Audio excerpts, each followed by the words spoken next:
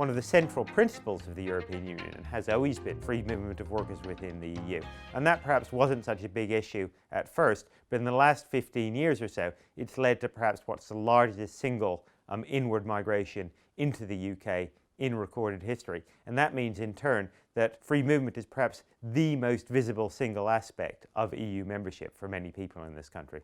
There's a lot of economic research which says that inward migrants, especially migrants from the EU, don't actually take jobs away from British people. That is, they may take jobs, but they also create jobs, and overall the impact on the employment prospects of Brits is actually relatively neutral. There may be some downward impact on wages, especially for the low paid, and that obviously is a concern, though it doesn't seem to be a very large effect. But perhaps the most visible impact is actually on pressure on services, school, hospitals, and so on. And there again, there are two sides, because immigrants, including EU migrants, of course, pay taxes at the same time as that they use public services. But in terms of what people see, perhaps the use of local services is perhaps the most important aspect. Brexit means Brexit. If Brexit means Brexit, what does that mean for immigration? What does success look like? Well, there are perhaps two broad choices.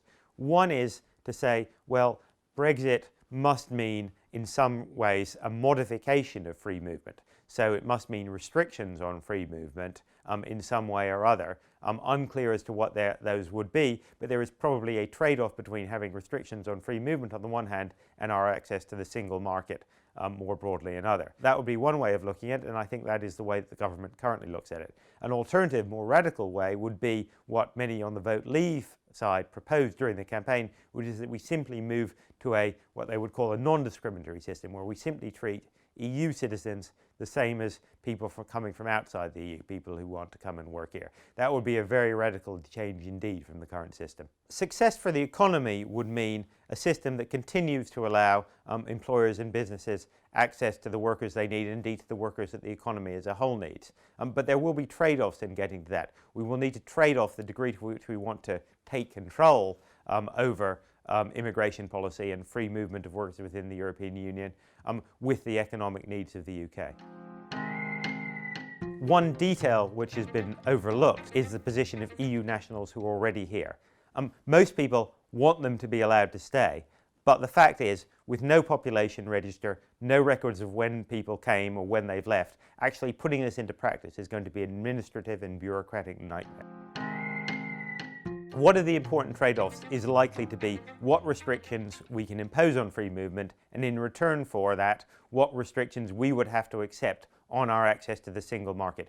Would we, for example, be prepared to accept restrictions on the ability of UK financial services firms to trade freely in Europe in return for the right to impose at least some limited restrictions on free movement? That is a very big question. It's a big question politically. It's also a big question economically for the UK.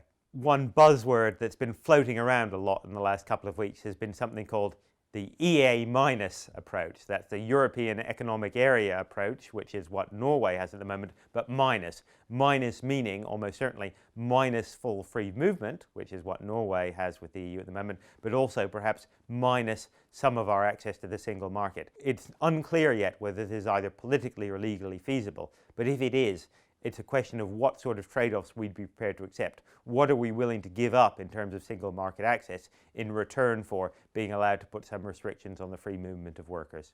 One opportunity which Brexit throws up is perhaps an opportunity to reconsider our migration policy as a whole, not just within the EU, and in particular the largely discredited tens of thousands target, which the government has never met. It might be a time when we can consider from the bottom up, looking at both the needs of our economy and the pressure on society as a whole, what level of migration we can sustain in what areas. My one piece of advice to UK negotiators and decision makers is free movement is a tough issue. There are going to be trade-offs. There's no one perfect solution. We need a negotiating position which is politically realistic here and in the EU, and is also economically realistic at the same time.